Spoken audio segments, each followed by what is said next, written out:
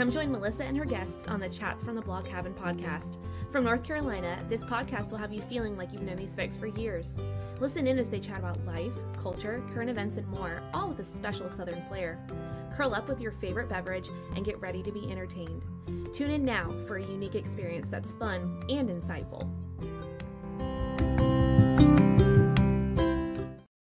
Hey y'all, welcome back to another episode of Chats from the Blog Cabin. You know, the show where I virtually invite people into the blog cabin to chat about life. And I can already tell this is going to be a fun episode by just chatting with Kelly Anne right before we came on. We were talking about your dog and how the dog was barking and I couldn't hear it. And it's just a dog lover, 100%. But Kelly Anne is a children's author. So Kelly, before we start talking about what you do, tell us about who you are. Well, gosh, first of all, let me thank you, Melissa, for having me here. This is a real treat. And I've listened to a lot of your podcasts and I'm fascinated. I want to put a shout out to that Elaine, the author Elaine you just had on. Mm-hmm. Oh, yeah. What a gift. What a gift. I'm like, how do I meet her? So anyway, that's just a shout out to you and your guests. But anyway, I'm an uncommon author. I really only began writing, it was March of 2022. Wow. Is when I began writing. So I'm not a common author with a common writing story, which is actually interesting how Elaine, I felt a kindred spirit there, how she hadn't intended specifically to write, but then knew she needed to write. That is very, very similar to my experience.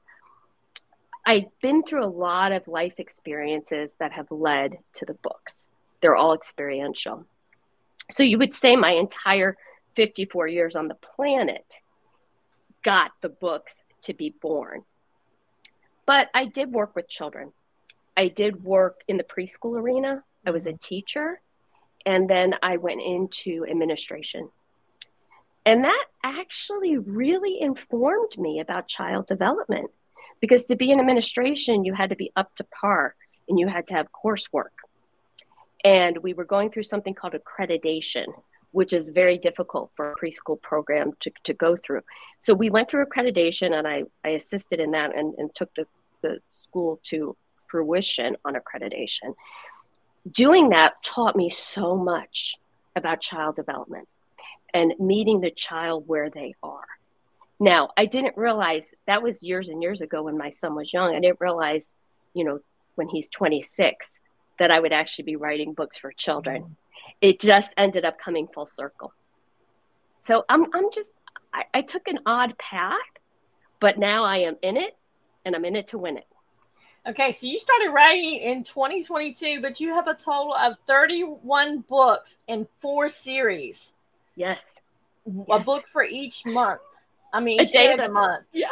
Where did all this writing come from? Because, I mean, you just started in 2022 and you've already cranked out several books. I mean, more than several. Melissa, I even have more. Okay, I stopped at 31. I stopped at 31 because I was doing self-hybrid publishing. So to do self-hybrid publishing, it is a financial commitment. So I did stop at 31 because it was for every day of the month, but also it made sense for me financially. So there's more. But, it was so amazing how this happened. So I've been through a lot of things in life, and I took myself into therapy. Okay. So the therapy led to some healing, bottom line. So a lot of the healing addressed the inner child, which a lot of us, I feel, is a common thread for a lot of us. So did a lot of work on healing the inner child. So by doing that, I found myself in a place of quiet, but it had to be inner and outer quiet. Then I heard the poetry. And it came so fast and so furious that I was very single-minded in my purpose to get the poetry written. And then I realized they weren't just poems. I realized they were nursery rhymes. Mm-hmm. kind of, if you are familiar with Hans Christian Andersen and his nursery rhymes. He did Inchworm, Thumbelina, The Emperor's New Clothes. Mine have a similar feel and a similar sense of timelessness as his do. So they're modern day nursery rhymes, but I realized that. But it unfolded before me. I thought I was having an only child. I wrote My Name is Mountain. First poem, first book. Turned out I was having multiples. But I didn't know that until it started to unfold. And basically, I would tell you this. In 14 days, I had 27 books. Wow. That were illustrated, written. Now, the only thing that wasn't done yet was the synopsises. I did those close to publication. But I have a photo where I took a picture of all the book titles that I had started putting on poster board on sticky notes. And it was 27 books in 14 days. Wow. It was incredible. And there's more, but I did have to pause. I got to the 31 and I said, okay, get these published. And then I really did need to do some PR work because I'm an unknown author. Mm-hmm. So that's how I get to speak with you today. I love the fact you said healing the inner child. Do you think your uncommon route to becoming an author, going through preschool and stuff, kind of set you up to become that author, to because you were there in the trenches? You know what children respond to. It was like research for something that you didn't know you were doing later on in life. Isn't that the irony of it? Yes. So my heart was called to work with children. I had worked for General Electric for 5 years prior to having my son. And I knew the corporate world was not for me. I knew it. So I thought, if I go back to work, nonprofit. So I ended up in a church, in the church preschool programs. So but what's ironic is the GE experience did get me up to speed as far as some business sense went, right? So it really turns out there was nothing wasted. There was nothing wasted. All of it came together. All of it organically proceeded to get me to the place where I could be the person, where I could hear the poetry and I could get the poetry out in the nursery rhyme format into the hands of children quickly, because they came now for a reason. Mm-hmm. They're needed now. And that's why I put single purpose into getting them published. There was no time to waste. No time to waste. I absolutely love that. But did you sleep during those times when you were having those you said in 14 days, 27 books? Yeah. You said illustrated as well, because I can't even imagine. Yeah. Illustrate. So I did not even have a computer when I wrote the first book. Wow. I had a kind of a wacky laptop that was on the fritz. I had an iPad and I had a phone. And that's how I wrote My Name is Mountain. Well, ironically, my television went out. And I tried to get a new television delivered and it just would not happen. So then it hit me that I needed a computer. I didn't even have a computer. So I got the computer, because then I realized, these books are coming, like you're saying, so fast. So I'm like, I got the computer up and running, and I just, I think in one of my articles, I wrote that the poems came as easy as breathing. So it wasn't really work. It was this just outpouring of my soul and my creative self and my inner child and that businesswoman and that preschool administrator all coming together in a beautiful concert to create this music. Wow. But I wrote when I was walking the dog. I was typing the poetry into my notes. I wrote at night. I wrote in the morning, because I was so excited about the words that were coming. I couldn't get them down fast enough. And it still happens all the time. I'm creating poetry left and right. As we speak, I wrote one this morning. Oh, so wow. yeah. But so as far as publishing goes, though, it's a process.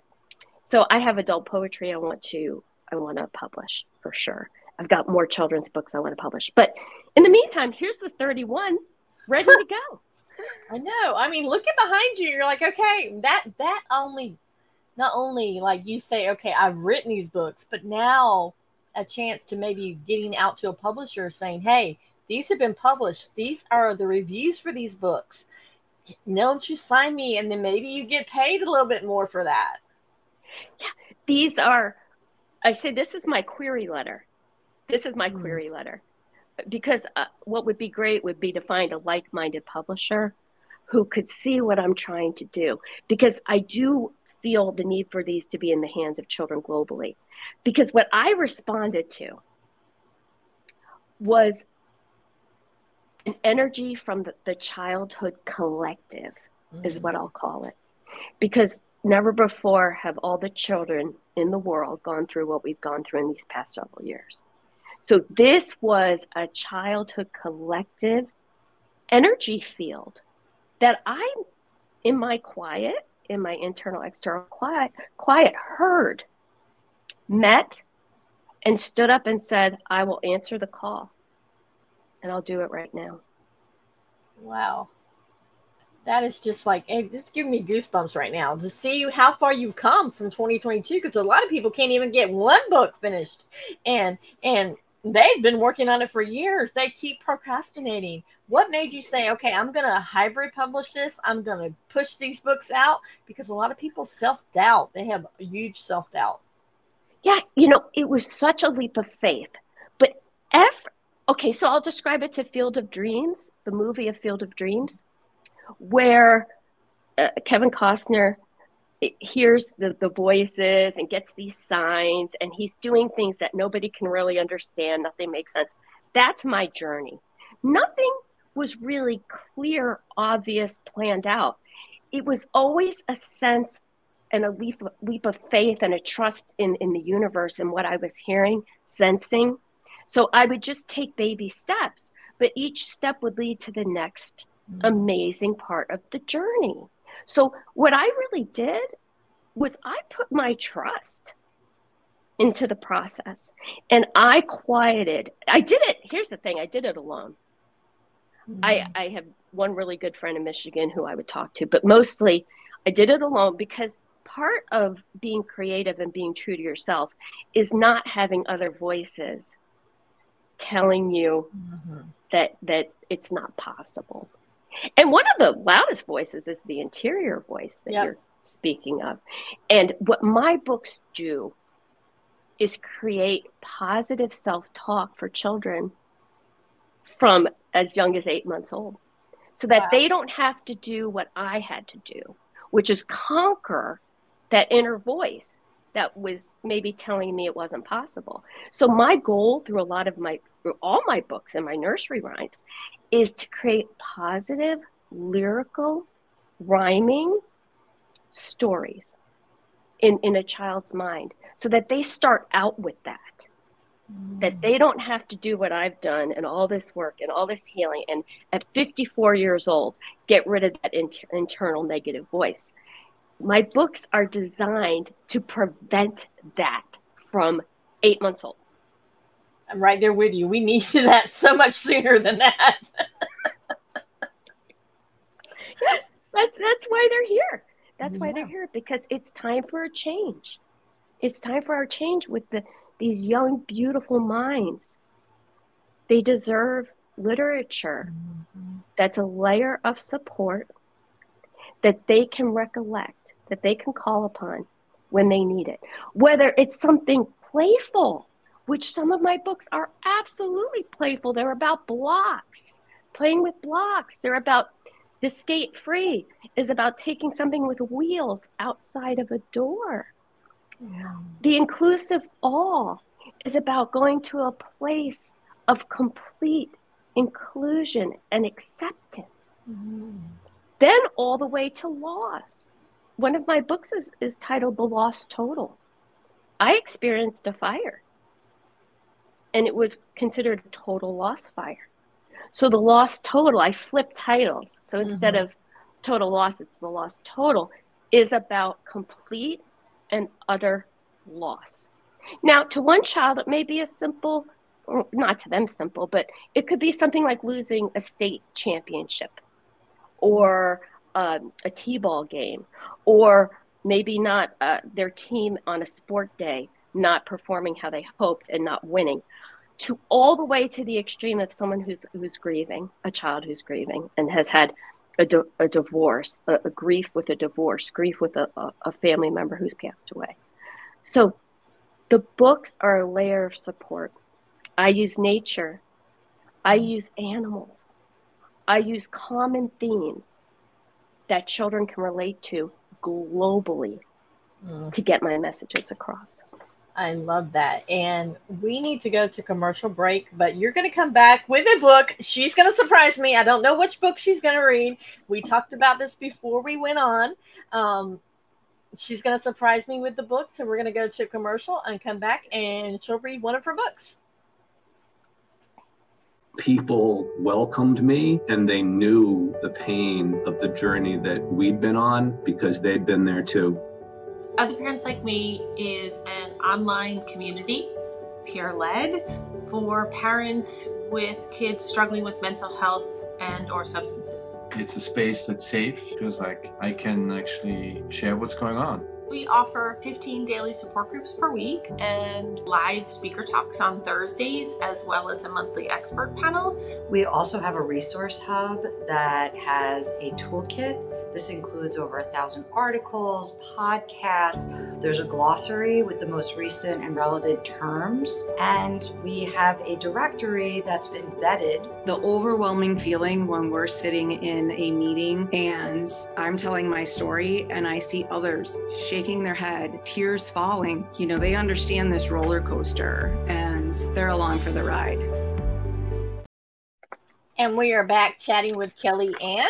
Kelly, before we went to the break, you were going to surprise me with an excerpt from one of your books, so go for it. Yes, my dear, I have chosen The Inclusive All. This book is dedicated to the Reverend Martin Luther King Jr.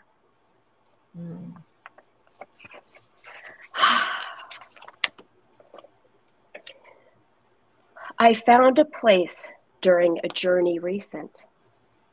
It is a place so unique and exceptionally decent.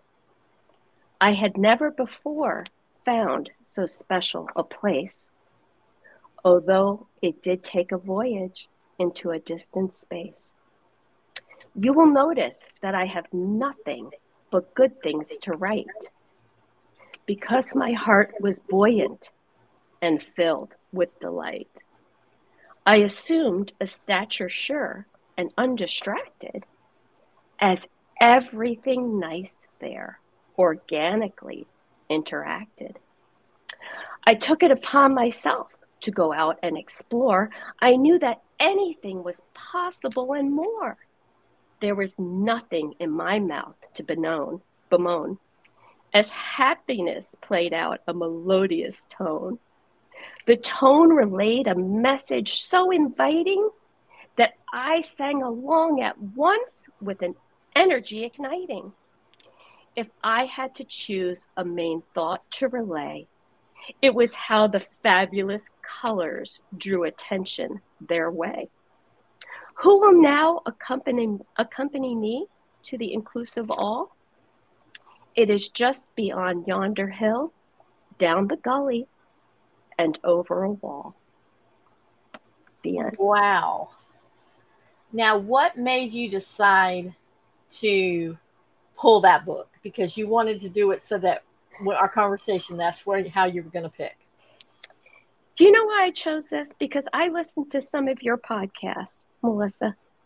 Wow. That's why I chose this. I listened to your story about your family, and that is why I chose this book. That's giving me making tears in my eyes. That's why I chose this book, The Inclusive All. It is inclusive. My family is totally inclusive. Because you deserve it, and your family deserves it. Wow. And that's Thank why you I so knew much. I needed to speak to you to decide which book. Oh, so you already had an idea of what you were gonna No, I didn't, but then I knew. Because a lot of my books are about inclusivity. A lot of them are. But this one with Dr. Martin Luther King, this was the one for you. Oh, now you're gonna make me want to buy that. That's the idea.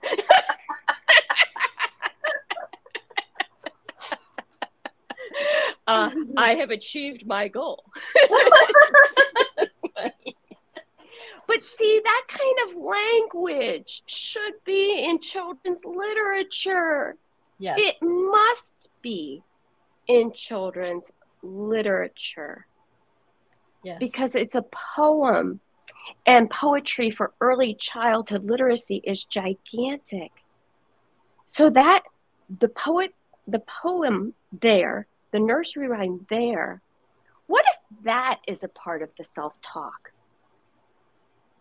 It would make 100% difference for kids. I know, because even, like everybody knows, my family is very inclusive. I have a Japanese American son-in-law. My girls are half Mexican, half American. And so, but with them, when my girls growing up, they never felt like they were part of one group because they weren't white enough for their white friends and they weren't Mexican enough for their Mexican friends. So they kind of had to forge their own way into the world. And they became each other's best friends. So that book right there would so have made a big difference. And actually, I have a background in teaching as well, and I taught music. So I could see that book because when Martin Luther King Jr.'s birthday came around, I actually brought his speech in, and I taught K through 2, and I had especially the second graders listen to the whole speech, so they could hear the cadence of his words and how he spoke and how they could set it to music. And they were just like in awe because a lot of kids haven't heard that speech before. One of the reasons I dedicate books to particular folks is for that purpose. So when they see who it's dedicated to, they want to know more. So I have a book called The Skate Free instead of Free Skate. I grew up roller skating. And there would be a time at the roller skating rink where you would be allowed a free skate. Well, that book is dedicated to Coretta Scott King. Oh, wow. Yeah. So then go ahead. No, go ahead and finish what you were saying. I want the children to even see the dedication as a springboard for discussion and for knowledge, and to say, who was Coretta Scott King? Mm-hmm. Also an author, a musician, a talent, an activist, a lovely, lovely soul who deserves to be remembered. So if her name is at the beginning of The Skate Free, that's on purpose. So how do you go about picking the ones that you dedicate the book to? I know. I just know. Wow. Because as I'm writing them, I'm very intuitive. And I actually like to think that I'm having a conversation with some of these lovely souls. In fact, I'm quite sure I am. So it is crystal clear when I write a book who it should be dedicated to. And there's no accident there. Now, you said at the beginning that your poetry, your books just flow out of you. How long did it take you to complete the very first book? Not the 27 you did in 14 days, but the very first book. My Name is Mountain. I wrote it in 8 minutes. Wow. Yeah. It's because the poems, so it's like they were always in me. So I describe it like this. It's when you're hoping for hardwoods, when you're going to an older home and you've got to pull back that shag carpet or that linoleum that someone covered up the beautiful hardwoods. with, linoleum or shag carpet. And you're hopeful, if you've experienced this, to pull back a corner and see hardwoods. So the books and the poetry was always in me, just like the hardwoods are always under that linoleum or that shag carpet. Mm-hmm. But if I hadn't done work and I hadn't done therapy, I never would have gotten down to those hardwoods. It would still be shag carpet. So wow. once the floors could show and shine, then they're there to enjoy forever. So the books and the poetry, I feel, was always there. Yeah. But I had to clear the way. I had to pull back that carpet for them to shine. You had to clear all that negative self-talk out of the way. And I think a lot of people in our generation especially have to deal with that negative self-talk, because it could be one thing that's said to you in childhood that stays with you for the rest of your life. That's why my books, although they're written for children, are for everybody, for every age. Because whoever is reading the book to or with the child is going to glean something for themselves. That's the magic. That is so true. And I love the way you use the word glean, because that's what I've been using a lot lately in the podcast. When I do my episodes by myself, I use the word glean. What am I going to glean from this experience? Because I think when we stop learning and stop trying to learn new things and trying to achieve new things is when we get stagnant, and when that negative self-talk just really takes over our whole body and mind. Yeah. Well, let's get the positive self-talk going at a much younger age. Let's do that. If that happens, then I have achieved more than I could have hoped to. So you've written 31 books in that span of, or 27 in the span of 14 days. At what point did you say, okay, I've written them, I've got to get them published, I've got to get them in the hands of children? How long did it take you from the time you wrote them to getting them into the hands of children? Okay, so I wrote them at the end of March into April. Really the first 2 weeks of April, I would say, were those 14 days. Okay, so by the end of June, I negotiated a contract. I published My Name is Mountain, and that was in April. By the end of June, I negotiated a contract to publish the next 30. So in July, I submitted all the materials, and I had to write all the synopsises for 30 books. Mm. By the last day of July, I had submitted all the materials. Wow. And then August and September were the publishing dates. So I started writing at the end of March, beginning of April. By the last day of September, all 31 books were published. And that's not a normal route that most writers go through, whereas they're starting to write and then they're finished and they're published them by that amount of time. That's a very quick amount of time. What did you do? Did you not sleep? Did you not eat? Did you not drink? I mean, you said you were walking the dogs when you're writing, rocking the dog while you're writing the book, but still, the amount of stuff that would involve going into that, and you had time to do that and still probably live a normal life. I did because it's almost as if everything was already preordained. So I was just simply carrying it out. I was carrying out a mission that was already written. I was simply fulfilling or walking in the shoes of the mission. So everything was already written. The art, I found it. I knew what art I needed. It was so organic and simple and fast that I know it sounds like it would have been a lot of work. It wasn't. Now, I will say this, the synopsises. I took a lot of time for the back of each book to really think through my synopsises because they're usually 4 or 5 paragraphs. That was the time-consuming portion, and that was July. So that was tight. That was super tight because I'm trying to explain what my book can do. And that's not easy to put into words to someone who's buying a book.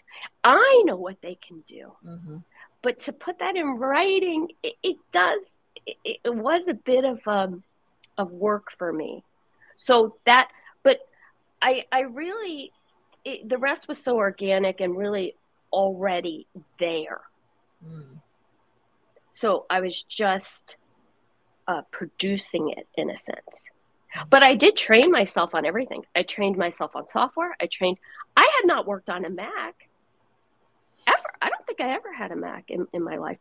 I trained myself on everything. But see, I had support from the universe to get this done. And when the universe is happy, this is the result. And for me specifically, this is God. There's no way around it. A lot of my books are dedicated to saints and folks like Dr. King, who should be a saint. Yeah. And Coretta. So for me, this is mission. This is purpose. And these are to support children on a global basis at a time where the childhood collective was crying out. This is the response to that cry. Wow.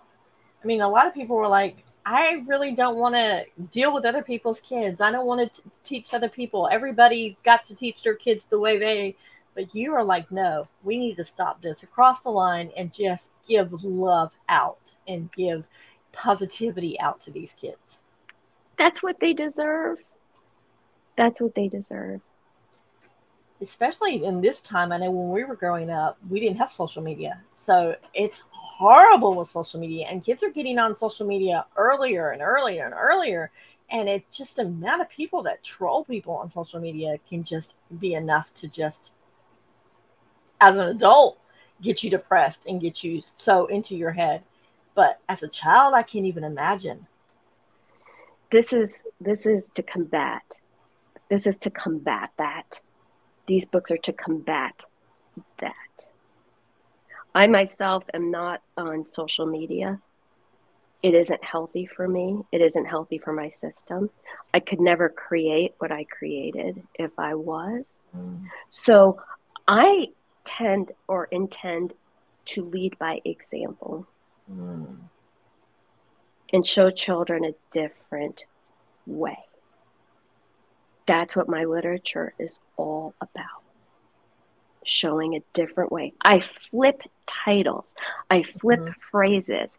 Instead of a suitcase, it's the case suit. Instead of building blocks, it's the blocks building. Instead of the skyline, it's the line sky. I am flipping things. I want things to be looked at from a different perspective.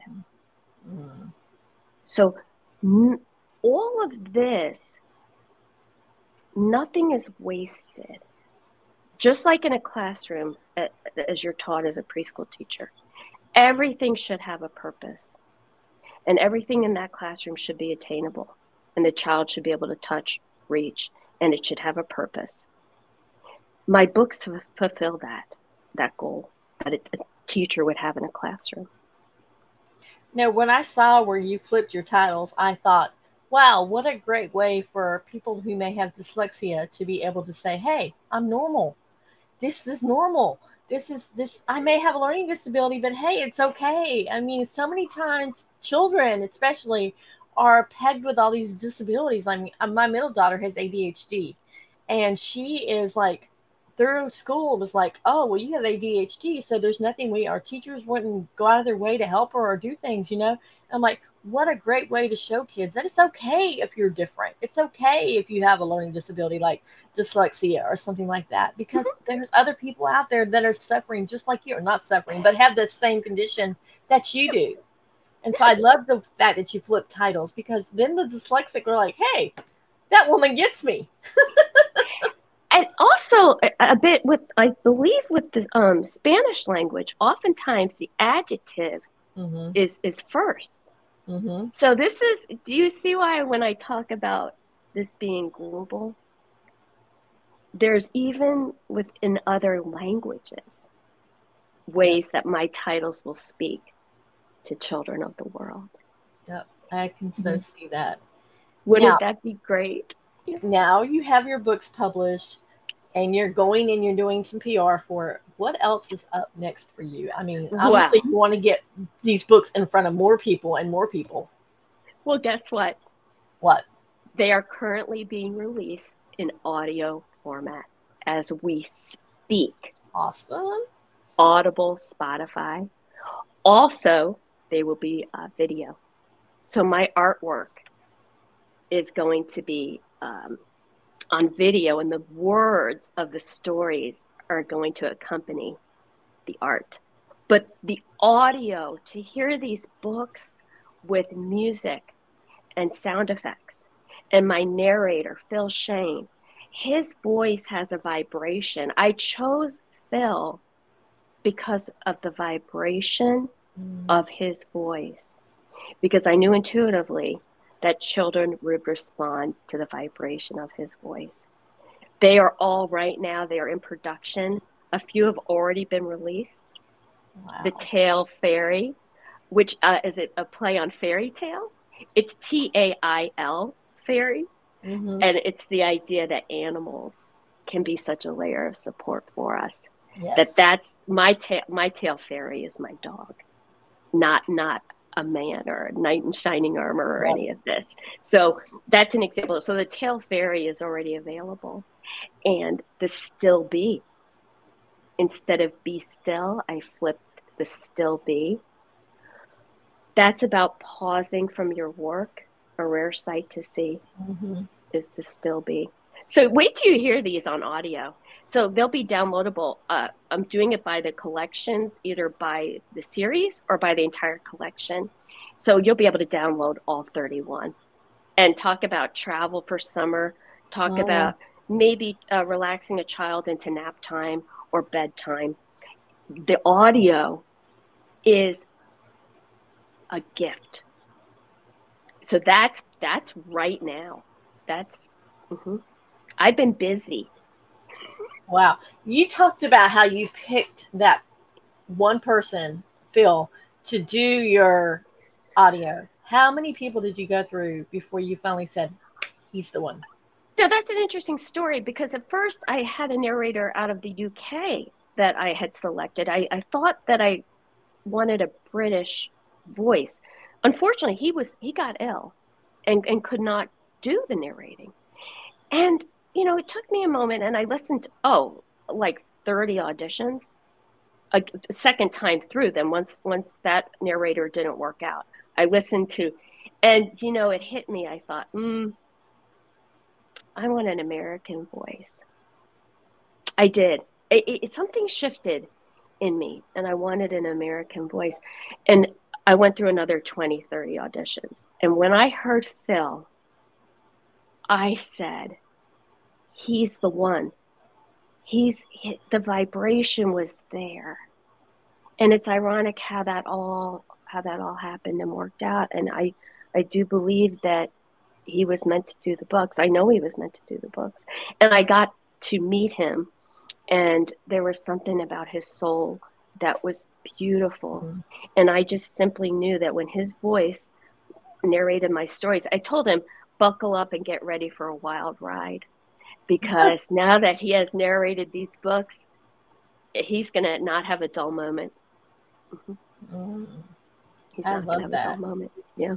So let's talk about the process of getting an audio book out, because that's going to be pretty daunting, because you just talked about how many people you went through to actually pick to find the narrator. I mean, I can't even imagine sitting down and listening. At that point, were they auditioning with parts of your book, or were they auditioning with just anything and everything?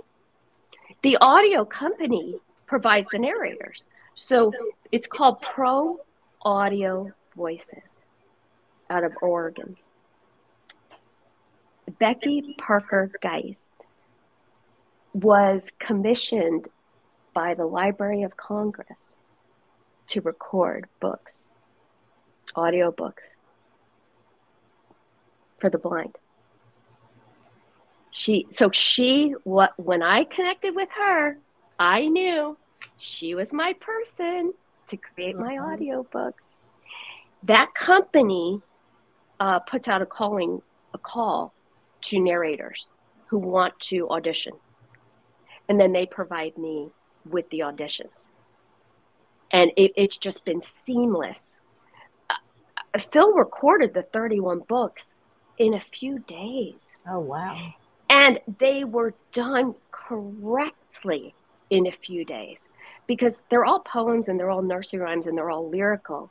He knew how to read them without coaching. Minor changes, on 31 audiobooks just shows you that I chose the right narrator. But this company is incredible. The way that they have produced the audiobooks and now the video, I am astounded by them. And, I found them through my PR company. See, once again, it's this organic delivery. Just when I need it, there it is. There's the connection. That's my Field of Dreams story. And actually, going back, if it's the same PR company that we connected with, we only connected because I had interviewed some of their past clients and they pitched me you. And I was like, sure, bring her on, I'm really grateful for that. I am so grateful for that. Thank you. I mean, because I believe everybody has stories to tell. And you obviously had more than one story to tell. But it's important that we sit and have conversations like the ones we're having right now, where we talk about, things that people don't normally talk about, like the negative self-talk. Even with as kids as young, like you said, 8-month-olds, it can continue on throughout the rest of their life, and it can affect the rest of your life. You don't think it does, but it does. It has a huge impact on us. Yeah, I have a goal there for sure. Absolute positive goal there. And if my positivity, my optimism, my flipping titles, my turning things upside down meets that goal, I am here for it. And that's why it was a single purpose, and it continues to be a single purpose. I have more that I want to do, but really getting the audiobooks out is just a gigantic feat.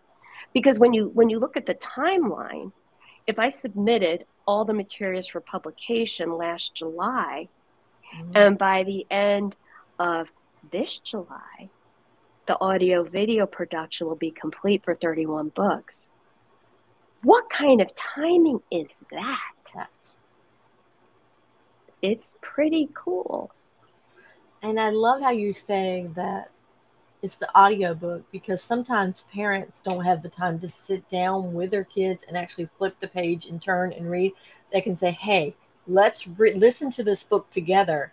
And then instead of the parent talking all the time and losing their voice, they can have conversations afterwards after they've listened to it together, like in the car, and the kids listening and the parents listening. And at the very end, they're like, okay, teacher and me is coming out with all these different questions in your head that you're like, okay, what do you think that meant? What do you think this word meant? How do you think this person felt? How do you think this?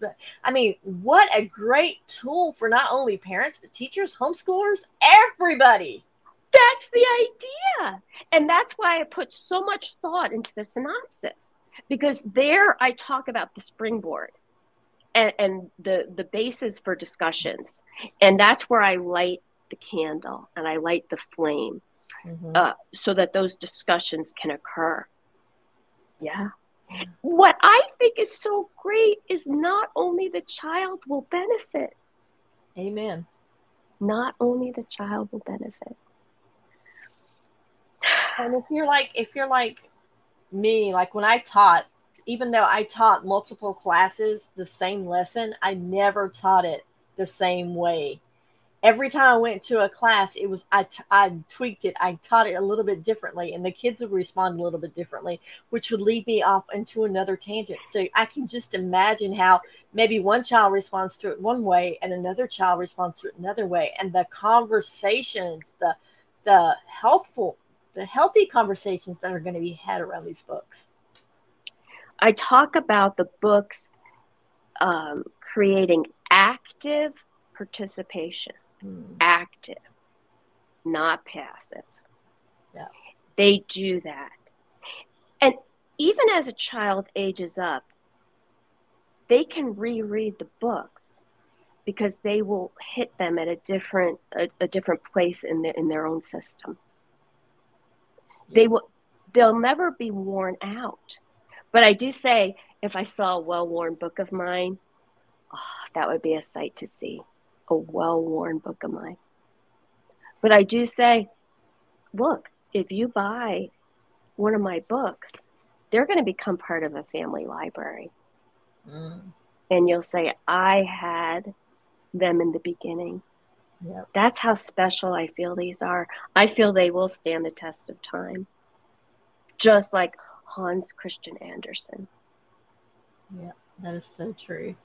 Now, do you ever have an idea of going on tour with these books and reading to these schools and reading to kids? And that would be like, because reading the book is one thing, but listening to you read them and watching your expression when you're reading the book that you read earlier, The Inclusive All, it just like, you could tell you get something extra when the author actually reads the book.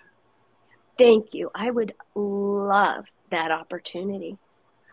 I've been so busy creating my own publishing story that there's pieces and parts of this that I don't know how they're going to get sorted out. And that's where my hope and prayer goes into that portion of how does that happen? How do I end up in a library? How do I end up in a bookstore? How do I end up on a stage? Because I know I am actually meant to interact with the children. Now, I have read a few books that my PR team is processing to be on a YouTube channel of me reading the stories. It's a little hard for me as far as my own image, my own voice. I am still working on myself, so I do struggle a bit with that. I hope I get there someday. However, I am trusting my PR team. If they say, Kelly, read the story for the YouTube channel, I will read the story for the YouTube channel and put aside my own insecurities for that reason. So even that, I am modeling there for children. Look, this may not feel so comfortable for me, but I feel it's important. I have a book called The Away Cast, which is a flip on Castaway. That book has some characters in it, one called Bravery and one called Boulder. And they are always there to lend me their shoulder. So these are characters that are meant to help us be brave. And I have to take my own advice from my own books. I don't know if you know any of the backstory of Chats from the Blog Cabin, but get me in front of a group of kids. I could talk all day long, not a problem, but get me in front of an adult in a new situation. It caused so much anxiety. So I so identify with you.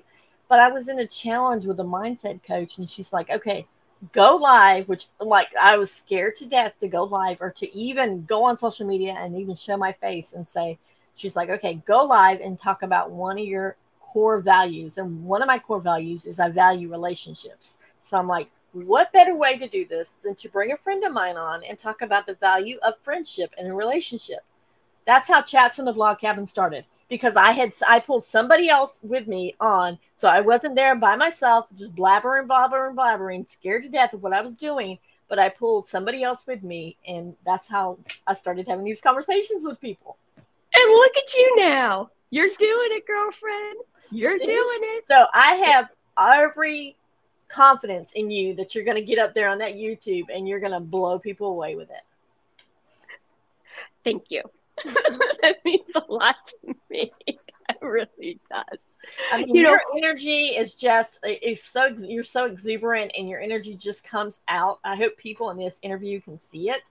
I mean, even before we got on, I already knew this was going to be a really thoughtful but fun interview because of the way you were just expressing yourself before we got on. Well, I'm getting to express myself in a way that is so special. And I'm so blessed.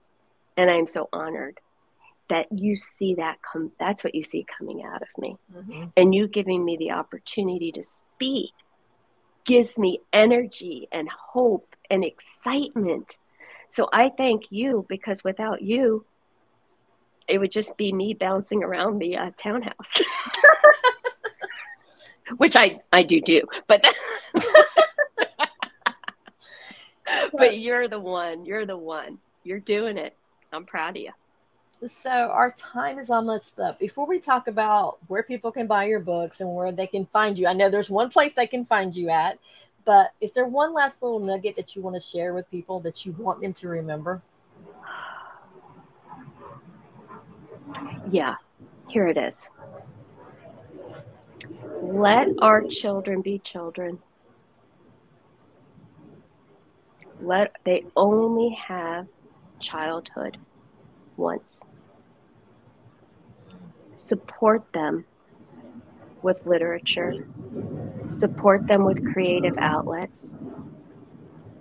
Support them with maybe some things you didn't have that might have made the journey just a bit easier. That's what I'd say. I love that. I had to mute myself because I live near Air Force Base and the jets were flying over and I'm like, oh, great. Is that going to come off? And you can still hear them in the distance. I don't know if it'll come across, but yeah, sometimes you can't help it, you know. So people can find your books on Amazon, correct? Sure. Mm-hmm. And where is all the audio versions? When will they all be available? They're all being released as we speak. I think production is saying that they'll be all will be released by the end of this month. Like I said, 2 are already out on Audible and Spotify and those platforms. You just have to do a little search and you'll find them.